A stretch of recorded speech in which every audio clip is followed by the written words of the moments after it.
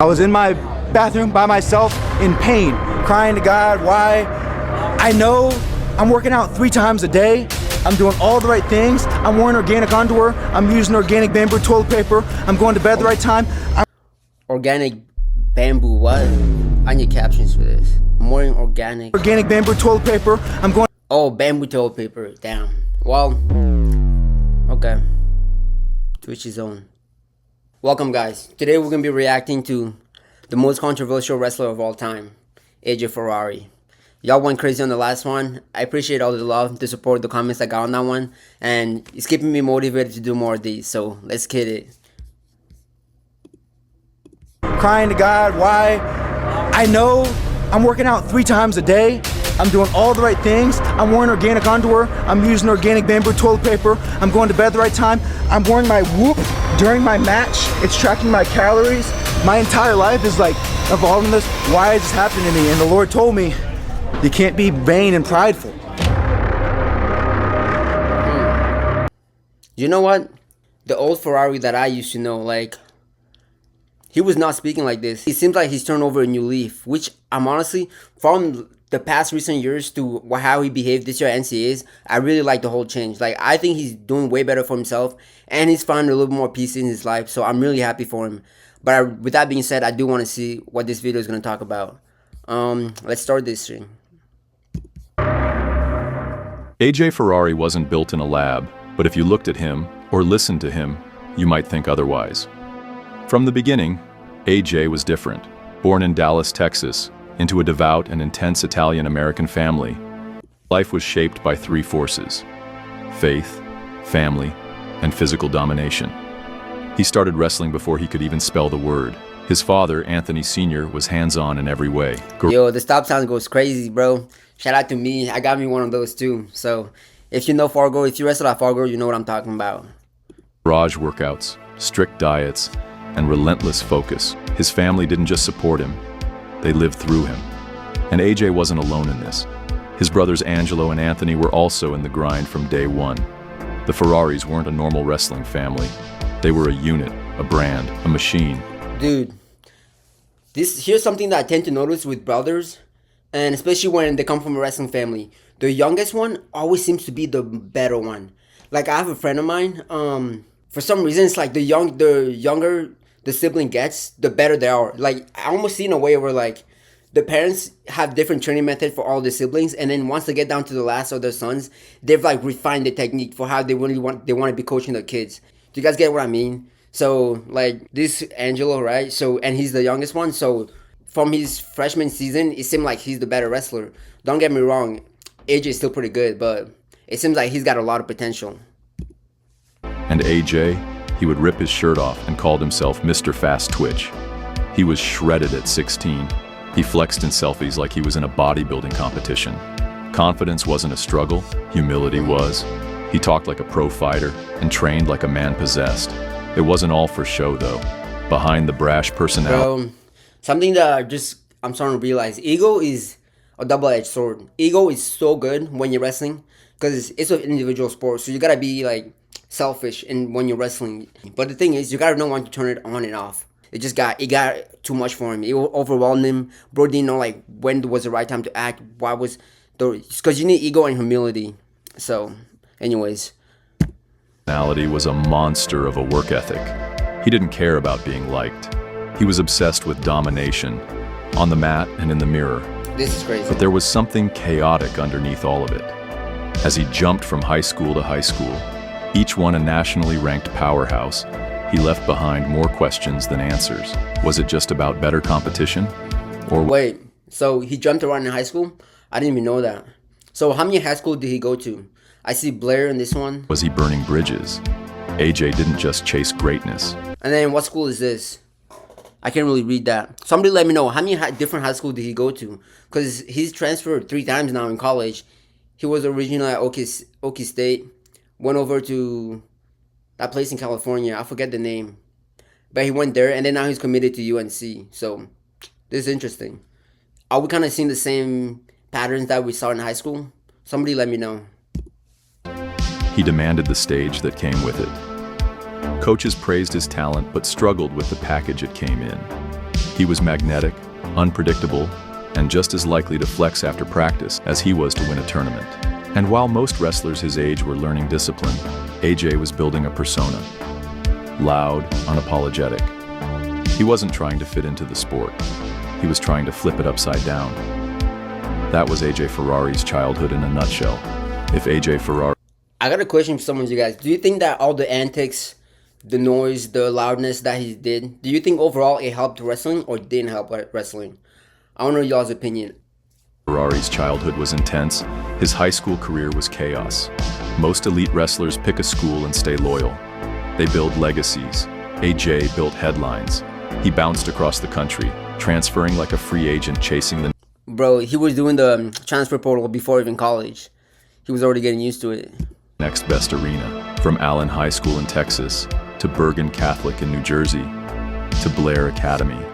Wow. Each move so he went to 3 of them. Okay, cool. He answered my question that I had earlier. caused waves.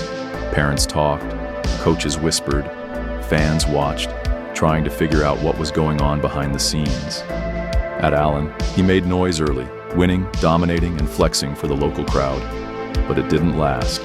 Whispers started that he wanted more national exposure, more competition, more spotlight. So he packed up and left. Bergen Catholic was next. A wrestling powerhouse on the East Coast. New teammates, new coaches, same AJ. He brought the fire, the routine, the Ferrari swagger. Some say he clashed with the structure. Others say he simply wanted a tougher room. Either way, he moved again. Blair Academy, Damn. America's Ivy League of high school wrestling. If you wrestle at Blair, you're expected to win national titles. I'm actually really curious why he switched so many times. Like, what was it really? Was it that you didn't like your teammate? You guys didn't get along? Or you wanted better competition in the room? Which one was it? Honestly, my take is that if you have to switch 3 different times, bro, you're the only common factor. That's all I'm going to say. Like, I really don't see why you need to switch 3 times. I can understand there's situations where it just doesn't work out. But if you're 3 times in a row, that seems like a pattern to me. That's all I'm saying. Hold up, Mr. AJ, please don't come after me. If you do, I'm just gonna say my opinion. Don't come after me, Mr. AJ. I know this is just a reaction video. Titles and carry yourself with quiet dominance. He didn't fit the mold, and maybe that was the point. Blair taught technique and discipline. AJ brought a brand. The truth is, no one knew if these moves were strategic or erratic, maybe both. Some thought it was all part of a master plan to sharpen his skills before college. Others saw a red flag, a kid who couldn't stay put, who couldn't be coached the traditional way. But here's what no one could deny. Wherever AJ went, he won. He didn't just beat people, he mauled them. Damn, that's true. That's true. This Should I fucking switch to ad, Monday bro. CRM? Guys, Updating let's do this field every is so time. confusing. I skipped it for y'all. I'm kidding. That was a quick short ad. Style was raw power, heavy hips, explosiveness that didn't make sense for a teenager. Coaches couldn't believe his strength. Opponents couldn't match his pace. And all the while, the off-the-mat persona kept growing. Social media posts of workouts, shirtless poses. Damn. Whoa. That arc, bro. What is this lift for? Yo, you're practicing not getting pinned? What is this for?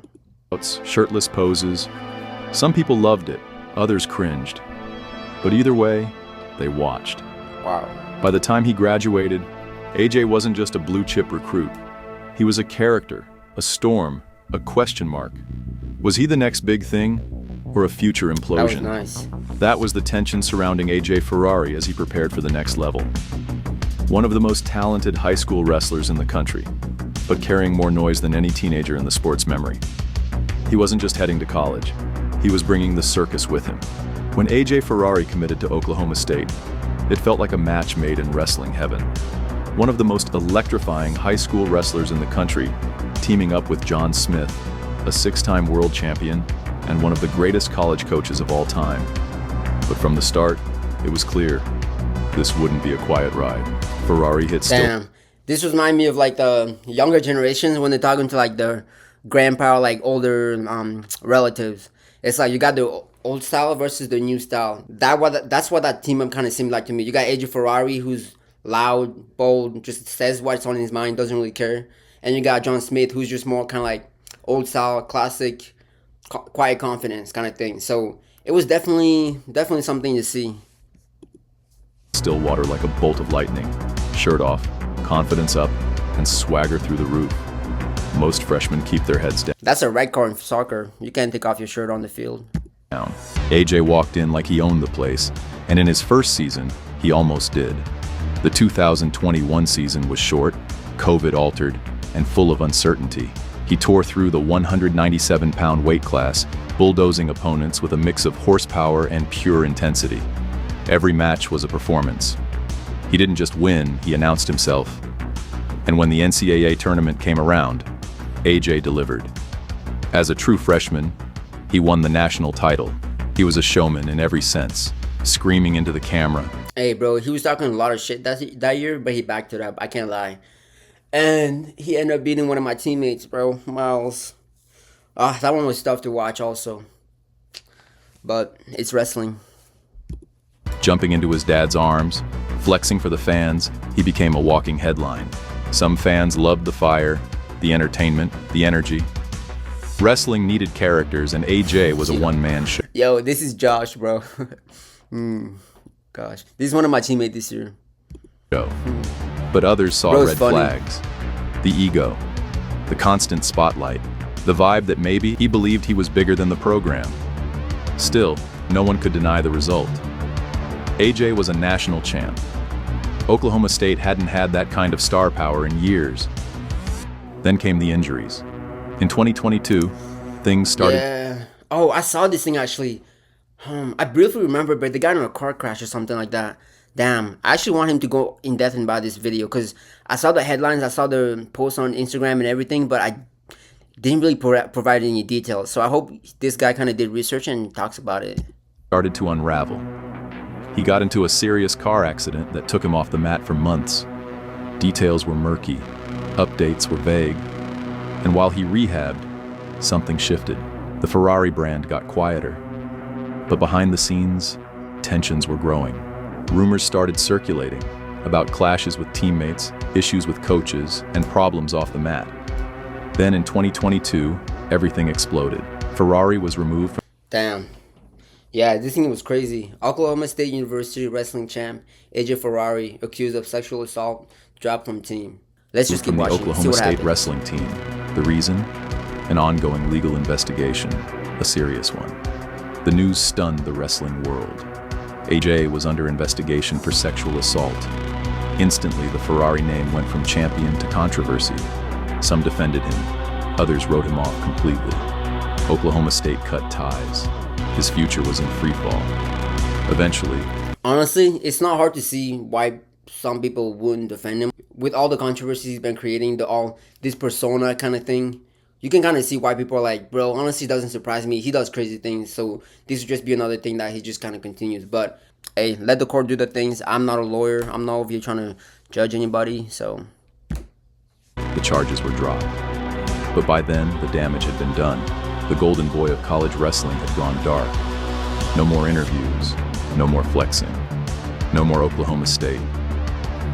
AJ Ferrari, the national champ, the self-proclaimed freak, the future face of wrestling, had vanished from the spotlight. But he wasn't done yet. After Oklahoma State, no one really knew what AJ Ferrari was going to do next. He was a free agent in the weirdest sense. Still a national champ, still a freak athlete, but with baggage that made most programs nervous. Some schools didn't want to touch him. Others were watching closely, waiting to see where he might land. Then, out of nowhere, came the rumors. Ferrari to Iowa. For hardcore wrestling fans, this was unthinkable. The Iowa Hawkeyes, the grittiest no-nonsense program in the country, built on silence, toughness, and tradition. Tom Brands, their head coach, didn't do drama. He did dominance. But somehow, the buzz got loud. How do you guys think he would have done if he went to the Hawkeyes? I think he could have went two one ways. Either extremely well or just terrible. But also they had Stephen Buchanan, or I don't know how to say his last name, at 97. So that's how I could see it. But It never happened, so we don't know what would have happened. Louder. AJ had reportedly visited the campus. He was seen working out. He followed Iowa wrestlers on Instagram. Fans started imagining the chaos. It didn't make sense, but in a twisted way, it kinda did. Iowa has always been the heart of college wrestling. And AJ? He always wanted the biggest stage. But then, it all blew up. Just as quickly as the rumors caught fire, Ferrari put them out, with a middle finger. At an event not long after the Iowa rumors, AJ was caught on video flipping off the Iowa crowd. Full double birds, no context, no explanation. Just pure vintage Ferrari energy. Some people... That shit was crazy. What the fuck, bro? Like, I understand you want a match, you're probably hyped, but what the fuck? What makes you do this place, bro? No context. If anything, you just lose points for that. Like, that's not a celebration, bro. What the fuck? No explanation. Just hell no. Pure vintage Ferrari on him instantly. Whatever chance he had of becoming a Hawkeye was dead in the water. And deep down, maybe AJ never seriously intended to go there. Maybe he just liked the attention. Maybe it was all mind games. But one thing was clear. He wasn't afraid to burn bridges, especially big ones. That middle finger wasn't just a gesture. It was a message. He wasn't apologizing. He was still going to do things his way. But while the drama raged on, his wrestling career was still in limbo. No team, no competitions, just rumors, silence. The Iowa chapter wasn't really a chapter at all. It was a moment. Family. A flash of chaos. What no one saw coming, though, was where he would actually end up next. He was shocked the wrestling world again, not by retiring, not by disappearing, but by transferring to CSU Bakersfield. Most people didn't even know they had a D1 wrestling team. Bro, I do not like that space celebration, bro. I don't know what about it. I just don't like it. I like the, not even that I like, but I'd rather see the 665 pound deadlift than some fucking splits, bro. Like, you're not a gymnast. I don't like seeing that. It felt like a joke at first. Ferrari, the national champ, in a dusty gym in Central California. People assumed he was hiding out, laying low, keeping quiet. But they clearly forgot who we were talking about. Just Ferrari taking guys down, flexing mid-match, doing the splits after pins, and yes, double birds to the crowd like nothing had ever changed. He wasn't just back, he was back louder. The man took all the drama, all the hate, all the attention, and turned it into fuel. By the end of the season... Hey, honestly, that is facts. I gotta give him big props. What I saw at NCAAs was a completely different person, bro. He wrestled one of my teammates, Jacob Cardenas, and like they were kind of seen hugging out. Some of the interviews where he mentions God and stuff like that. I'm a Christian. I'm very much faithful, and like God is probably the most important thing in my life. And then I got my family and stuff like that. So to me, I'm just kind of like, damn, I'm happy to see somebody kind of grow and move from kind of the past and stuff. So anyways, that's just me kind of talking on that, but let's keep watching this. Season, he was in the NCAA tournament again at 197 against the best of the best. No one wanted to admit it, but he was still can't get over that celebration. Still explosive, still the freak. And then he placed third. Yeah, this is my teammate. After everything, like years off. The sportsmanship, bro. I'm like, this is the same Ferrari? No fucking way, bro. They look the same, but this is a completely different person, bro. Like, respect, very much respect. The big stage, legal chaos, team drama, bouncing from powerhouse to mid-major. It wasn't a fairy tale comeback, it was a Ferrari comeback. Messy, really, loud, and it really was. Unforgettable. Then came the next twist. UNC. Ferrari announced he was transferring to the University of North Carolina. Another curveball. But now, he's walking into the ACC with momentum, a fresh team, and something dangerous. Belief. Not just in himself, but from a whole program betting on the storm. So here we are, AJ Ferrari, older now, but still dramatic. Alright, early prediction of how Ferrari does at NCAAs in 2026. How do you guys think he'll do? Also, we're at like 11:45 mark here. Big shout out to anybody that's made it this far. I appreciate you guys. Drop a like, drop a comment on that, and let's keep going, man. Also, subscribe to the channel. so you can just keep getting more content like this. If you have a certain type of video you think I should react to, drop it down below. It could be wrestling, it could be anything, sports, whatever it is, I'll react to it. And still wrestling at the highest level. He didn't disappear. He just reloaded. And whether he wins another national title or sets the mat on fire in a different way, you can't ignore him. You never could. AJ didn't just recover, he adapted. By the time he resurfaced at CSU Bakersfield, he wasn't the same teenage maniac screaming into cameras every 5 seconds. He was still loud, still dramatic, still doing splits and flexing. But there was something else there now. Something real, a little humility, a little gratitude. He started A little humility goes a long way. talking more about God, posting Bible verses, sharing faith over flash. Sure, the shirtless selfies didn't stop, but now they came with messages about purpose, discipline, redemption. He started connecting more with fans, shaking hands, encouraging younger This is the AJ we like to see. This is, yes, I'm all about this. Not the old stuff. I'm all about this. wrestlers. People noticed. The antics were still there, but the edge wasn't as sharp. There was growth. Ferrari didn't become some quiet, humble background guy. That was never going to happen. But he did become better, more grounded, more aware. The same fire, but aimed in a better direction. And now, at UNC, he's entering what could be the final act of his college career, with more maturity and still more to prove. Not just to the fans, or the doubters, or the haters, but to himself. AJ Ferrari is still one of the most controversial wrestlers the sport has ever seen, maybe the most. But controversy fades, legacy lasts, and love him or hate him, AJ built one heck of a legacy. Controversy fades, legacy lasts. What do you mean, bro? Controversy is part of your legacy. If all you do in your career is be controversial, that is what your legacy is. So I don't agree with that statement, but everything else is pretty on point.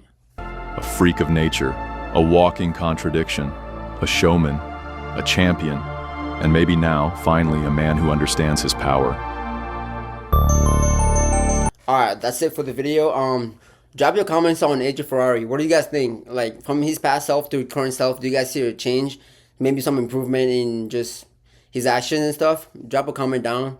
Also, subscribe if you're new to the channel, and shout out to this account. They keep dropping fire videos, so peace.